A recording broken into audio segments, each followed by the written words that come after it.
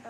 Di sini saya akan melakukan praktikum mekanisme transport membran, difusi, dan osmosis. Alat dan bahannya yaitu 3 buah plastik yang berisi air dingin, air panas, dan air biasa. Serbuk kopi 3 buah sendok, alat tulis. Sebenarnya kita melihat hasilnya yaitu posisi serbuk di dalam air biasa masih ada serbuknya yang mengapung dan partikel-partikelnya berjatuhan secara lambat atau bisa disebut juga susah untuk dilarutkan. Air panas, kita bisa melihat serbuknya sudah terlarut dan partikel-partikelnya tidak ada yang berjatuhan atau bisa disebut juga cepat larut. Kita bisa melihat air dingin di sini. Posisi serbuknya masih mengapung banyak di atas dan partikel-partikelnya melambat dan bisa disebut juga tidak cepat melarut. Tadi terjadi mengapung dan partikel-partikelnya berjatuhan secara melambat.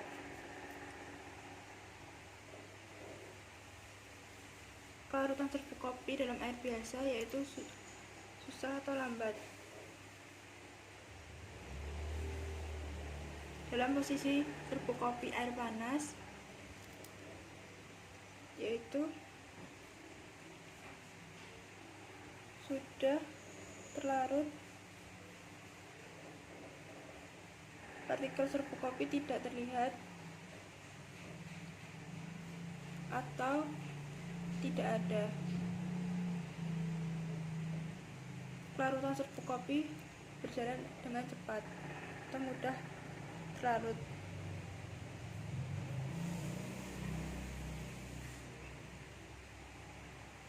Posisi serbuk kopi air dingin atau es yaitu masih mengapung dengan banyak dan partikel serbuk kopinya masih berjatuhan.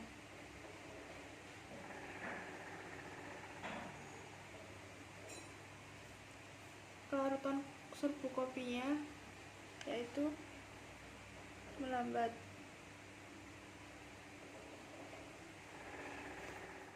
Kesimpulannya, dalam pelarutan kopi, pada air panaslah yang tercepat daripada air dingin. Hal ini disebabkan oleh sifat kelarutan padat dalam cairan yang akan meningkat sejalan dengan peningkatan suhu. Oleh karena itu, semakin tinggi suhu, maka semakin tinggi kecepatan difusinya. Yang kedua, kita melakukan praktikum osmosis. Langkah-langkahnya yaitu 2 buah gelas transparan, telur, sirup, spidol, garam pentul dan lilin, sendok dan garpu, 8 buah tusuk sate, 2 buah sedotan, HP untuk stopwatch.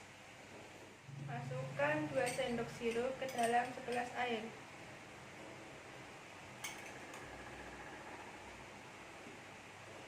Lalu kita ambil telur yang belum kita pecahkan cangkangnya.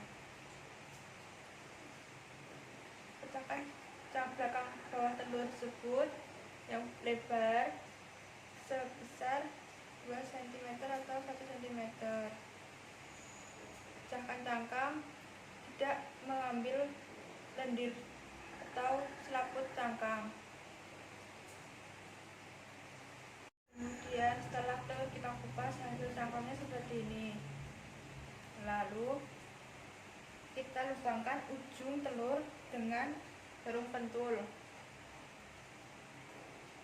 Setelah kita lubangkan, masukkan sedotan ke dalamnya sepanjang setengah dari telur tersebut. Lalu tutup dengan lilin. Masukkan sedotan ke dalam lubang tersebut.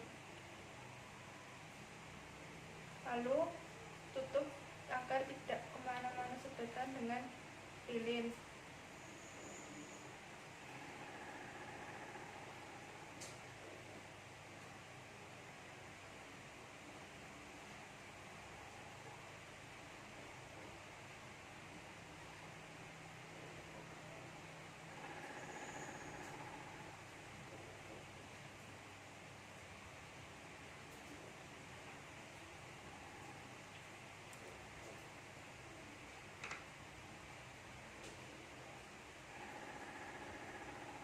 itu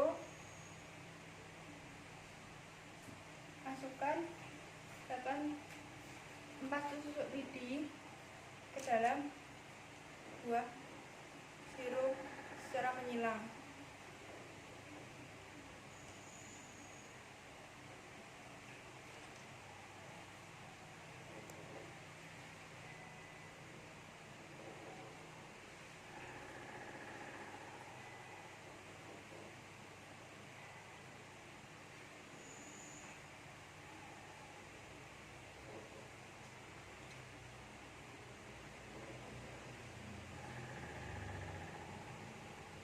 Setelah seperti ini, kita diamkan selama 5 menit. Kita menunggu apa perbedaan dari air sirup dan air biasa. Setelah 5 menit, kita melihat ada perbedaannya dari air biasa dan air sirup.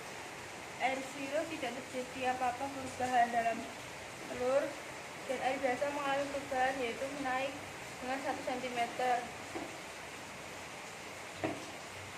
Kita tulis dalam kertas kalsium waktu pengamatan 5 menit. Air sirup dan telur tidak mengalami perubahan, berarti 0. Dan gelas air biasa dan telur mengalami perubahan sepanjang 1 cm.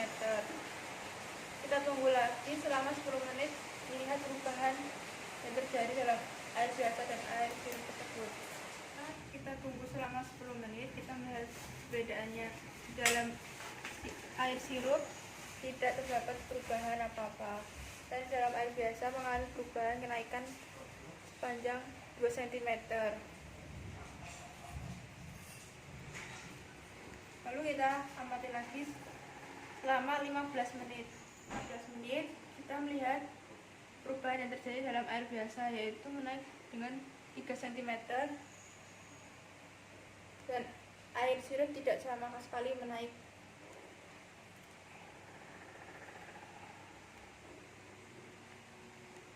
Setelah 20 menit kita melihat air biasa mengalami kenaikan sepanjang 4 cm, dan air sirup tidak mengalami kenaikan sama sekali. Setelah kita tunggu selama 25 menit, kita melihat air biasa mengalami kenaikan 5 cm, dan air sirup tidak sama sekali mengalami kenaikan.